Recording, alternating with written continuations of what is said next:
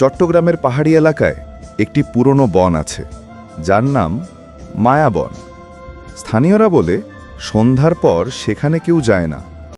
40 বছর আগে রহস্যময়ভাবে লোকেরা নিখোঁজ হয়েছিল। বনের ভেতর একটি ভাঙা কুঁড়ে ঘর আছে, যাকে বলে প্রতীক্ষার ঘর। যে সেখানে যায় আর ফিরে আসে না। কিন্তু অরণ্য ও মেহেরা দুজনই এসব কুসংস্কারে বিশ্বাস করে না। তাদের জীবনের সবচেয়ে বড় ভুল এই বনকে হালকা করে নেওয়া। অরণ্য ও মেহেরা কলেজে একই ব্যাচে পড়ে। বন্ধুত্ব থেকে জন্ম নেয় গভীর ভালোবাসা। সেদিন ছিল তাদের প্রেমের 2 বছরের দিন। তারা ঠিক করল পাহাড়ের উপর সূর্যাস্ত দেখবে, তারপর কক্সবাজারে রাত কাটাবে। মোটর বাইকে চড়েই যাত্রা শুরু করল। কিন্তু হঠাৎ হেলমেটে টোকা পড়ে। মেহেরা ভয় পেয়ে বলে, শুনলে কেউ টোকা দিল? অরণ্য হেসে বলে, ধুর, ডালপালা পড়েছে। সন্ধ্যার আধো আলো, রাস্তা ফাঁকা, মৃদু কুয়াশা। হঠাৎ বাইক থেমে গেল। ইঞ্জিন নষ্ট। অরণ্য নিচে নেমে দেখে ইঞ্জিন ঠিকই আছে, কিন্তু পেছনের ব্রেকে যেন কেউ হাত দিয়ে চেপে ধরে রেখেছে।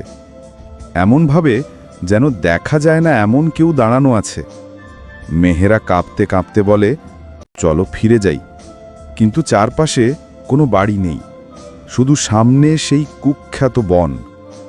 অরণ্য সিদ্ধান্ত নেয় হাঁটতে হবে, হয়তো নেটওয়ার্ক পাওয়া যাবে।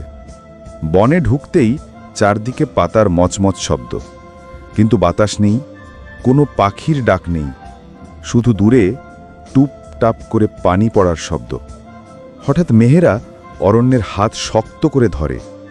ওইখানে কেউ দাঁড়িয়ে আছে, একটা লম্বা কালো মানুষ, কিন্তু মুখ দেখা যাচ্ছে না। ধীরে ধীরে সরে গেল, কিছু না বলে, কোনো শব্দ না করে। 30 মিনিট হাঁটার পর তারা একটি পুরনো কুঁড়ে ঘর দেখতে পেল। জীর্ণ, ধ্বংসপ্রাপ্ত, দেয়ালের কিছু অংশ পুড়ে যাওয়া। দরজায় বড় দাগ, যেন কেউ ভেতর থেকে নখ দিয়ে ছিঁড়েছে। দরজার উপরে লেখা, যে আসবে সে ফিরবে না। অরণ্য ফিসফিস করে বলে, এগুলো শুধু ভয় দেখানোর জন্য। মেহেরা ধীরে বলে, আমরা এসে গেছি, কিন্তু কে আমাদের ডাকছে? দরজা ঠেলে ভেতরে ঢুকতেই দেয়ালের কোনায় শুকনো কঙ্কাল, কিছু অর্ধেক পোড়া কাপড়, মেঝেতে ছেঁড়া ডায়েরি। ডায়েরিটা তুলে অরণ্য দেখল, আমি এখানে আটকা, সে আমাকে যেতে দিচ্ছে না। লেখাটার কালি জমে গেছে, কিন্তু শেষ লাইনটা একদম হালকা, যে আমাকে ভালোবাসবে তাকেও সে ছাড়বে না। এ লিখেছিল 40 বছর আগে নিখোঁজ হওয়া মেয়ে নিশি, যাকে নিয়ে এখনো লোকেরা গল্প করে। হঠাৎ জানালা দিয়ে বাতাস ঢুকল।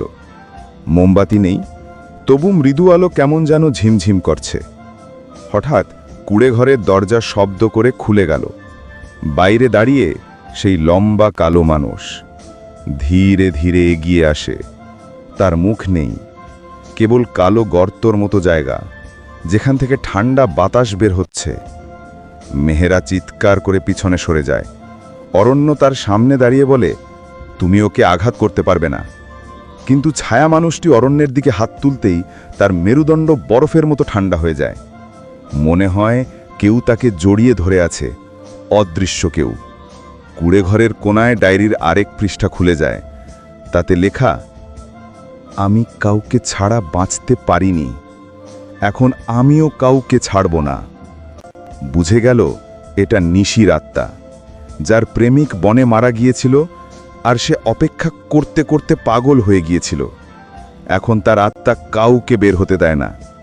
মেহেরা কাঁদতে কাঁদতে বলে, অরণ্য, আমার মনে হচ্ছে সে আমাকে চায়। অরণ্য ফিসফিস করে বলে, তোমাকে কিছুতে দেব না, মরলেও তোমার হাত ছাড়ব না।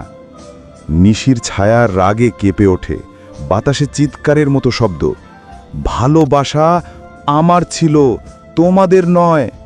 হঠাৎ ছায়া মানুষটি ঝাঁপিয়ে পড়ে, কুঁড়ে ঘর ভাঙতে শুরু করে। জানালা দিয়ে বাতাসের ঝড় ঢুকে সবকিছু ছিটকে দেয়। অরণ্য মেহেরাকে ধরে দরজা দিয়ে বাইরে দৌড়ায়। বনের পথ আলোর মতো জ্বলজ্বল করে উঠল, যেন কেউ পথ দেখাচ্ছে, অথবা ফাঁদে ফেলছে। পেছনে ভয়ঙ্কর শব্দ, ধপ ধপ ধপ। ছায়া মানুষ তাদের পেছনে দৌড়াচ্ছে। অ্যাডভেঞ্চার, ভয়, উত্তেজনা সব মিলেমিশে এক দম বন্ধ করা মুহূর্ত। বনের মাঝখানে একটি পুরনো সেতু, কাঠগুলো নড়ছে, একপাশ ভেঙে গিয়েছে। অরণ্য বলল, লাফ দিতে হবে। মেহেরা কাঁদতে কাঁদতে বলে, আমি পারবো না অরণ্য, আমি মরব। অরণ্য তার মুখ দুহাতে ধরে বলে, আমি আছি, আমার পাশে থাকলে তুমি কখনো পড়বে না। অরণ্য প্রথমে লাফ দেয়, তারপর হাত বাড়িয়ে মেহেরাকে বলে, আমার হাত ধরো। মেহেরা লাফ দেওয়া ঠিক তখনই পেছনে ছায়া মানুষ লাফ দেবার চেষ্টা করতেই সেতুর কাঠ ভেঙে নিচে পড়ে যায়, যেখান থেকে মানুষের চিৎকারের মতো শব্দ ভেসে আসে। সেতুর ওপারে আসতে দেখা যায় বনের শেষ। সূর্যের প্রথম আলো চারদিকে পড়ে, বাতাস হালকা, সবকিছু যেন কিছুই হয়নি। মেহেরা অরণ্যের বুকে মাথা রাখে, তুমি না থাকলে আমি বাঁচতাম না। অরণ্য তার চুলে হাত বুলিয়ে বলে, মৃত্যুর মুখে দাঁড়িয়েও আমি তোমার হাত ছাড়িনি। দূরে কোথাও আবার টুপটাপ করে পানি পড়ার শব্দ হয়। বনের ভেতর থেকে একটা মৃদু কণ্ঠ ছড়িয়ে আসে, আমি অপেক্ষা করব। তারা দুলিয়ন একে অপরের হাত শক্ত করে ধরে রাস্তায় এগিয়ে যায়, কিন্তু কেউ আর কখনো মায়াবনের দিকে ফিরে তাকায় না।